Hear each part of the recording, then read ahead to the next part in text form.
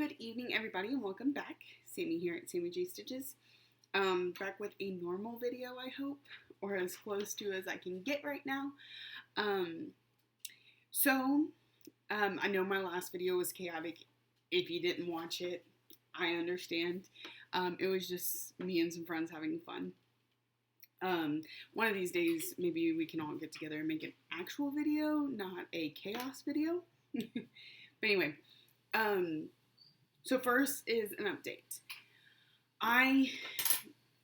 So if you're just tuning in, September 14th, I tried to learn to ride a motorcycle. I started off doing really well, and then not so well. So I'm not going to go into the long sordid story, but I wrecked the bike. Me and my husband were both riding it, wrecked it, broke my shoulder. So, anyway, I broke the ball of the humerus that sits inside the shoulder socket. They decided that I did not need surgery. I saw an orthopedic surgeon the following Wednesday. I did it on Friday. The following Wednesday, I went to the orthopedic surgeon. They decided I did not need surgery, but that the sling that my arm was in was holding it at an improper angle for proper healing. So they put me in this. And he says that they do have, actual braces that do exactly what this is doing, but they cost a lot of money, and he said this will do the exact same thing. I'm not honestly at this point sure how I feel about that. I just ran over the power cord. I'm not sure how I feel about that, but I did get a second opinion. It does just need to heal. I just don't feel like this is working as properly as it could if I had something that... So, this isn't tight. I can manipulate this any way I want. It slides all over the place. I don't feel like it's doing the best job, but it's doing its job. So, or I'll see. I go back next week to find out if it's healing enough to start physical therapy. So, it's just, this holds my wrist up high. This keeps my shoulder against my body.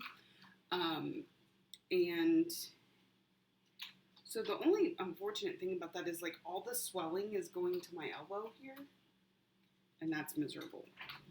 So with that being said, my ability to do much of anything is seriously limited, and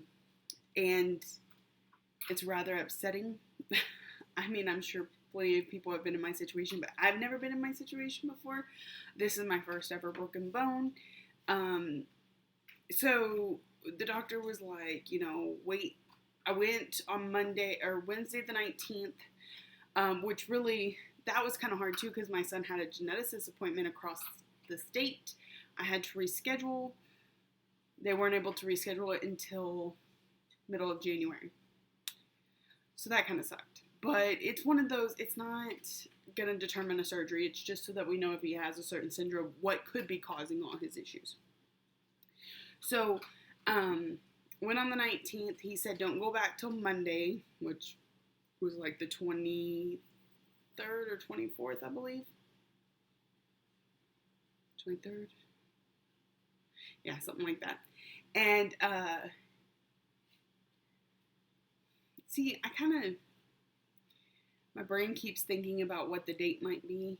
I really need to get back on here. So, I went to work. I think I did rather well. I had a little pain around 3 in the morning that I took just ibuprofen for. I didn't take my hydrocodone while I was at work. And the swelling in my elbow, but I brought a cooler full of ice and some Ziploc baggies. I made myself an ice pack, put it on my elbow till it quit throbbing. In order to sign people in, because this hand can't hold weight enough to hold the clipboard. So I had a little notebook, just the size of my hand, that I would jot the information down, and then when I got back in the shack, I would use the table to write on my note or on my clipboard. However, the next day I got a phone call right before I was supposed to leave for work again that said the company man felt like I was a safety liability, that if I were to further injure myself while on site, they would be liable and workman's comp and blah, blah, blah. So they didn't want me on site. So my boss said I'm out of work until the brace comes off. And I don't go back to the doctor till October 10th to find out about that. So I was pretty upset because it'd be different if I was staying home and could do anything, but I mean, minimal cleaning, because I can only use the one hand. I can't bend forward because then my shoulder falls forward, hurts. I'm constantly running into things, like, I don't even know. So it's been minimal. One of the other things I cannot do one-handed, as hard as I have tried, is change a project on my Q-snap. On top of that, I'm stitching really slow because I'm stitching one-handed, and on top of being one-handed, like, I can only stitch so long at a time, and this, that, and the other. So my stitching is slowed way down. And I can't change projects myself. So what I decided was that I was going to start focusing on those pieces that are closest to being finished. Sort of. I mean, I have one piece that's closer to being finished than some of the others, or maybe even two. But I decided I wanted to work on my year of whips closest to being finished. So I will get to that in a second, and show you what I've been working on. The next thing I wanted to talk to you about was my end of the month stats, because, by the way, it's October.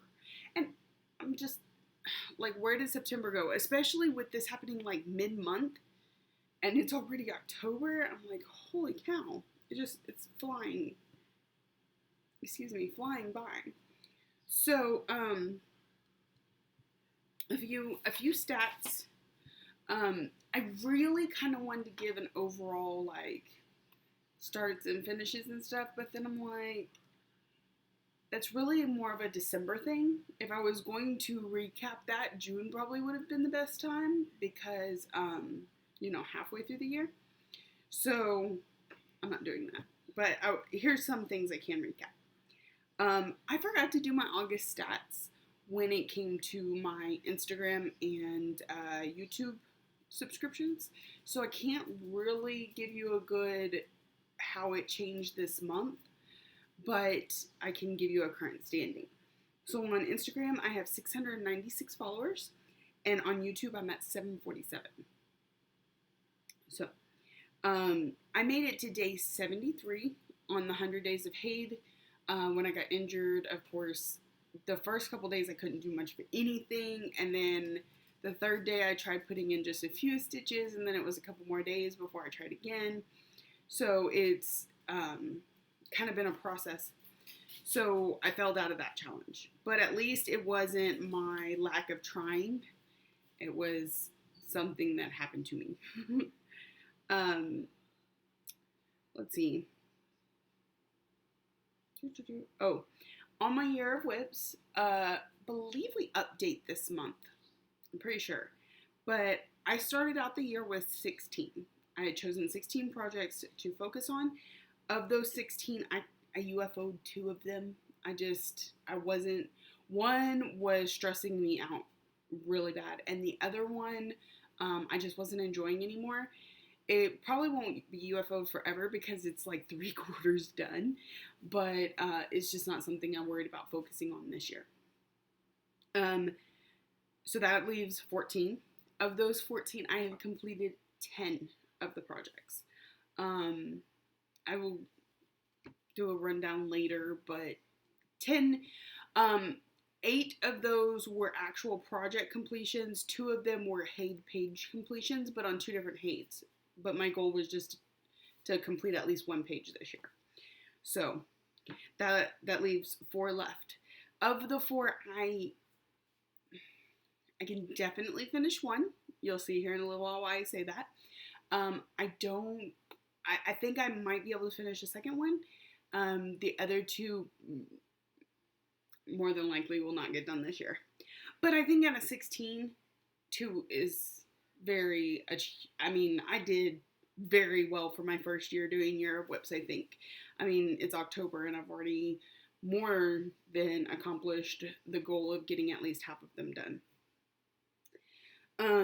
Okay, so I'm gonna kind of jump into whip finish new starts.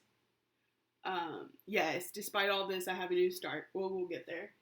Stitchy Kindness. I don't think I bought anything this month.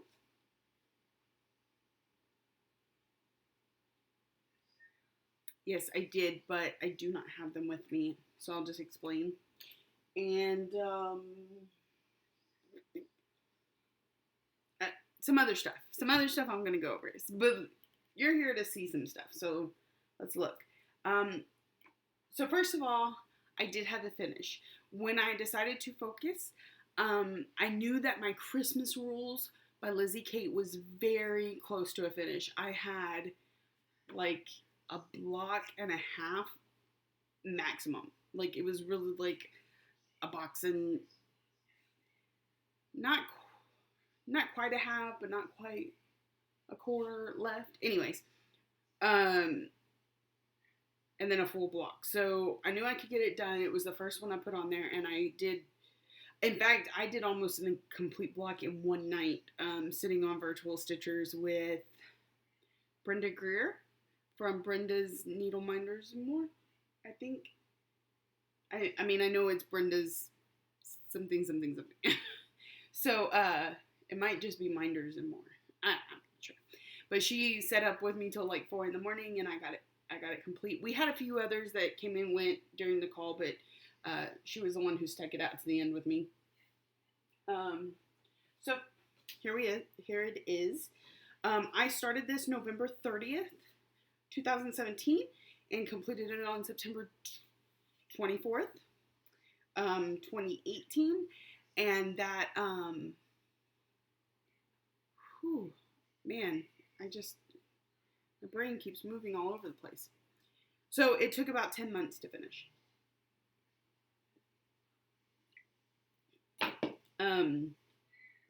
This is on 32 count, gold sparkly linen, Christmas in Williamsburg by Under the Sea Fabrics. If anybody feels like being a super critic, you can come and find all the mistakes because there is at least one in every block. But I don't care. Look how sparkly that is. It's just showing up so well. Okay. It just kind of keeps going.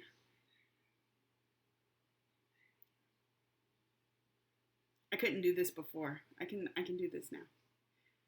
So I got all the way to the bottom. I had it hanging up on this hanger. I'll have to do that again later when I have some help.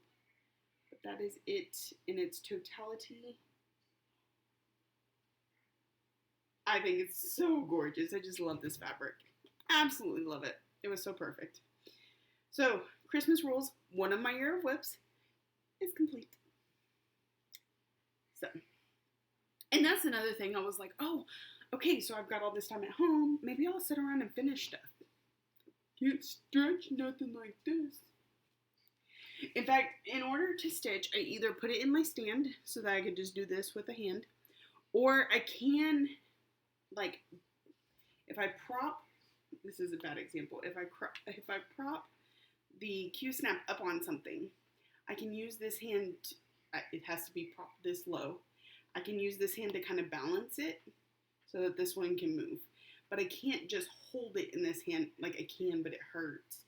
So, why does this have 2 needles sticking out of it? Don't know. Oh, so, okay. So, since you've already half seen it, my current whip is Quotes to Live By. Lexi just moved the Q-snap for me this evening so that I can finish up this block. Right here's the bottom. And then work on this block before I'll need her to move it again to complete the last block. I really love the way that's showing up. It's so pretty and it's so perfect. I absolutely love this piece. And if you can spot a mistake right there, I'm okay with that. So that is my current width. I have 2 blocks and like maybe a quarter of that third one. So I've been working on it since the 25th. Today is October 4th. So as you can see, it's pretty slow going, but at least I'm stitching, at least I'm not completely out of the game. It does mean my videos will probably be either every other week or they will just have some less content to them. I don't know yet. I don't really want the injury to stop me from doing what I enjoy. So I may come back here even if it's just to say hi. Okay. So one of the other things I did, obviously no focus piece this month. I mean, yes, I'm focusing on that, but normally I did the Ultimate Cross Stitch Group Challenge, and I worked a little bit on a certain project each day. I can't even guarantee to finish that many stitches in a day, and I don't want to overwhelm myself or, lose my enjoyment for it because I'm trying to do that. So we're just letting that slide this month. I feel like there was something else. Oh, there was a couple sals I was planning on joining. That didn't happen. I did have a hedgehog plan for the hedgehog sal because I am working on Brooks Books Advent Animals and I haven't done the hedgehog yet, so I was going to do that. I had a turkey plan for the turkey sal. I didn't get to any of them because changing projects is just not feasible for me right now. However, I had a stitchy friend who convinced me I absolutely had to have this long dog sampler that just came out called Spangled, and as soon as I saw it, I fell in love with it. She, Megan, Stitching May, she was already planning to sell it with Belinda, the Aussie Stitcher, and so I was like, okay, well, as soon as y'all start it, let me know. And we were just waiting for Belinda to get her fabric, and she got it, and literally within hours of her getting home with her fabric, we were all in the virtual stitchers, starting it. Like, we were in there for the prep even. Like, we were still trying to figure out where we were going to start on our fabric, getting it on the Q-snap, getting that first stitch put in, and then stitching together for about, I wouldn't say an hour, but somewhere in there once you include the prep time and all that. We didn't have a lot of time to get started, but the fact was we got to start it all together. Literally, like, we could see each other and talk, and that's what made the virtual stitcher so much fun. I'll get into that a little bit more later. So this is my start. I had my husband put it on a spare Q-snap, and I just started it with them, and then I put it down. I went back to quotes because it's so close to finish, but I love the start. This is on 28 count Lugana in Ophelia by Under the Sea Fabrics. It's it's getting kind of washed out there. You can kind of see the modeling. It's some peach and some yellow. It's a pretty big project. I mean, most of y'all know what a long dog sampler is like. This is my first one. I'm very excited. I think it's gorgeous, and I can't wait to work on it more, but maybe I'll like do a little bit when I finish quotes before I pick my next one. I don't know. We'll see what happens. So, speaking of Megan, Stitching May, she co-hosts the virtual, or co-hosts, co-admins the Virtual Stitchers group with me. And it's literally just a Facebook group where you can get on and say, hey, I have an hour of time to kill. I'm going to jump on Google Hangouts. Anybody that wants to join me can. It doesn't have to be hosted by us. You can just create your own and throw a link up. We do have a link that sits there all the time. You just click it and go. I say that. Sometimes it's not that simple. If I'm around, I will do my best to help you. Megan's really good at getting people added in until you get used to it. And then, it's pretty much click and go. A couple things on that before I get to the next part is the 6th. So if you're watching this as soon as it's up, it's like tomorrow. The 6th of each month, I have a dedicated night, pre-planned, pre-everything, where I do what I call a full connect. So what I will do is I will start a new Google Hangout, not the link that's in the group, because when I do it like this, it's so that more people can join. So it creates not only the Google Hangout where I can control who's in the room and who's not. It also has like a chat box, but it also broadcasts to YouTube so that people can join who don't feel comfortable getting on a video. They just want to listen and see everybody that's doing it and be able to type, chat along with us using the like YouTube Live type thing. So that's once a month that I do that one. Otherwise, it's just a Google Hangout. It's not broadcasted for anybody to watch. And it's super simplistic, but the reason we are so stringent on who is in the group and all that, and we're not that strict. I mean, you just have to let us know who you are. But is because we can't kick anybody out that is on that link.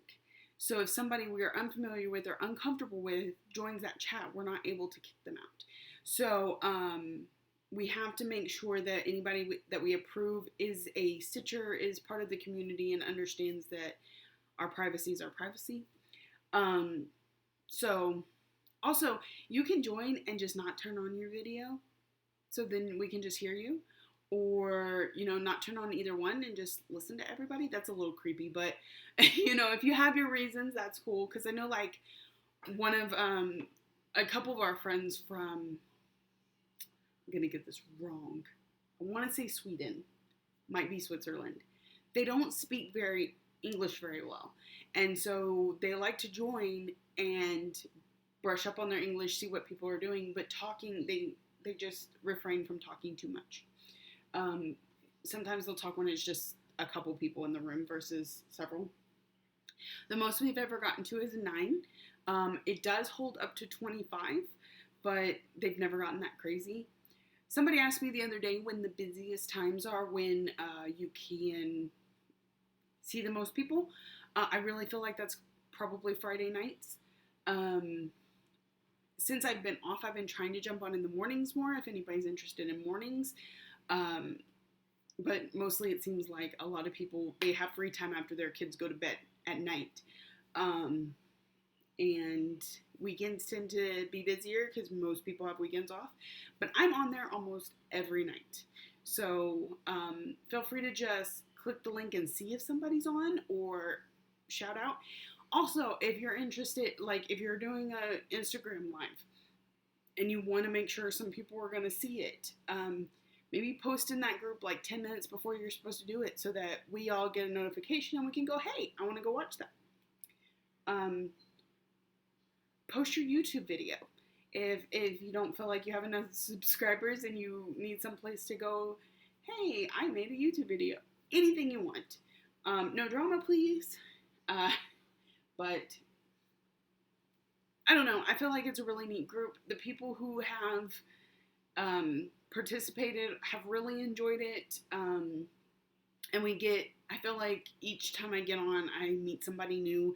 And maybe it'll be a couple weeks before they pop back on again, but at least, they tried. So, and we're all introverts. So even if you just pop on, I can't speak for everybody, of course, but I'm going to say hi to you because you popped on. I'm going to try and figure out who you are if I know you, and if I don't, I'll ask your name, and I'm going to ask you what you're working on. So that's the icebreaker. That's what gets somebody talking. Then if you stay silent and stitch and just listen, hey, there are times the whole room is quiet and we're all just stitching. And I've noticed when somebody first comes in or first leaves, we have like a few minutes where everybody gets quiet. Like, it's just that disruption of the flow, and then it gets right back on where it was going. So, it's worth it. You should come try it out. Please, please, please. Okay. Back to stitching Megan. I got off on the virtual stitchers tangent because, there will be more to that in a minute. Because anyways, stitching Megan, she and I talk quite frequently, pretty much every day, and she saw my stitchy wish list on Instagram, which I'm doing some editing there too, because when I first did it, I posted like 5 patterns. I now currently have 4 of the 5, and you can't edit it at that point. So I think I'm just going to post them one at a time here and there, and that way if it does get fulfilled, I can take that down and just have ones up so nobody tries to fulfill something twice. But anyway, she purchased for me, off my stitchy wish list, Stars and Stripes Forever by Big Creek, and all the flosses. Don't show the pattern, but she did. She got me all the flosses for it.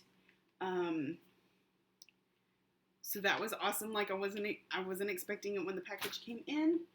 But my favorite part was the note that she sent. She ordered it from 123 Stitch and just had it sent straight to me. She said, just because, and to make you smile, you send stitchy goodies to stitchers that are recovering instead of flowers. So I thought that was super sweet. Thank you, Megan. Also, the other thing I bought this week is the Silver Creek Samplings Singa Sampler. I got all those patterns. So now I just need to kit it up and stitch it. I feel like I can say that about 1,000 things right now. But anyway, I digress. Okay, so that was New Start with Finished Stitchy Kindness. Sales I didn't join. The next thing is,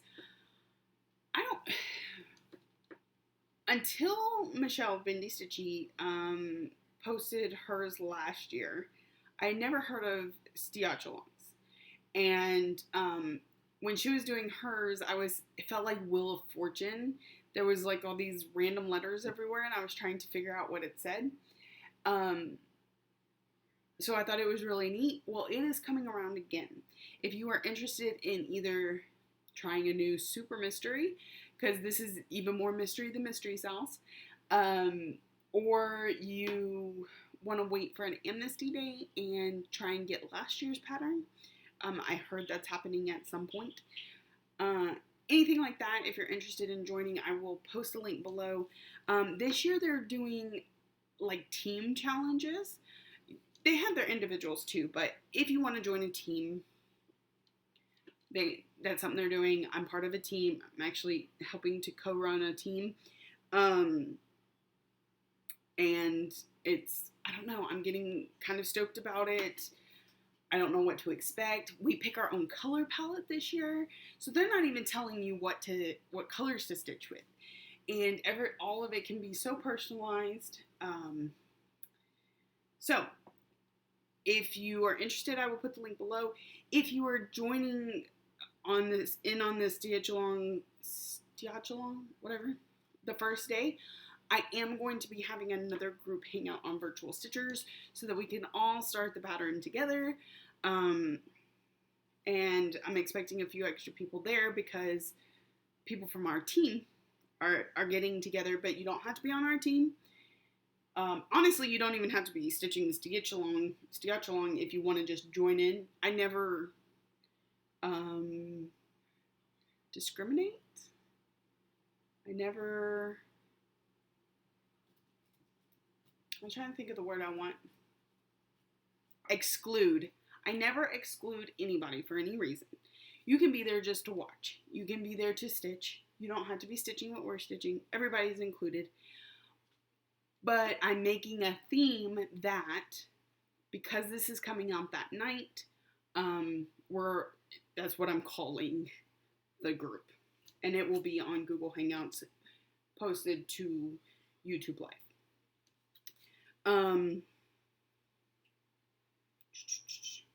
Last thing.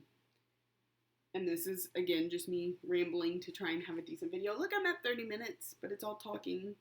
Not a lot of stitching. What can you do?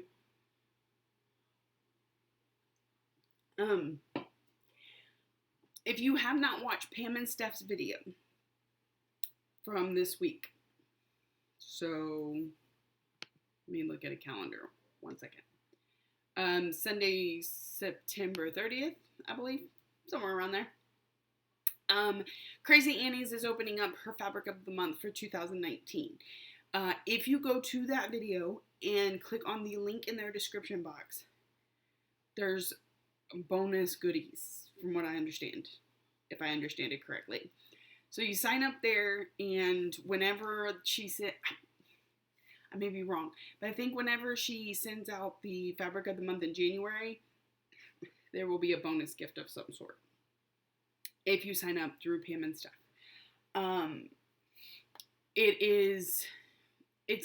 She invoices you monthly around the 15th of the month. Maybe she ships on the 15th. All of the information is in that link, but basically it does bill you each month. You don't have to pay for the whole year in advance. You are not allowed to change your size of fabric, your kind of fabric, anything like that at any point during the year. But you can cancel if you are just over it or can't afford it or whatever. You can just cancel. She has two options. She has the color option and the neutrals option. In the link, you will be able to see all 12 fabrics for choices for the year. You just don't know which month you'll get which color. And you have to choose between color or neutrals, or both. I was really tempted to do both, but I decided not to. I decided to just go with the neutrals. By the way, I signed up for it. I decided to just go with the neutrals because neutrals are hard for me to pick out. I tend to like colors, so when I go to look, I'm like, ooh, I want loud. I want this color, that color. But there are some of my projects that kind of call for neutrals. So I figure if one's just being sent to me each month, make it a lot easier. So I went with the neutrals, and then I'm still keeping my under the sea fabrics for next year. And who knows, but you should definitely look into it. Even if you don't sign up for it, you should at least check it out, see if it's something you could be interested in. So, I think that is it. Anyways, I've rambled for 33 minutes, and I will let you go now. I will try and be back next week, even if it's just to go, hey, I'm still working on this. You never know, I could get something in the mail that might make it worth it. Or, life things, because those happen. Anyway, hopefully I will be back at work. We'll see. So, I hope y'all have a great week, a pain-free week. That would be nice. And get plenty of stitching done for me, please, because the slow, no changey, monogamous stuff is hard for me to do. Y'all, have a happy stitching week.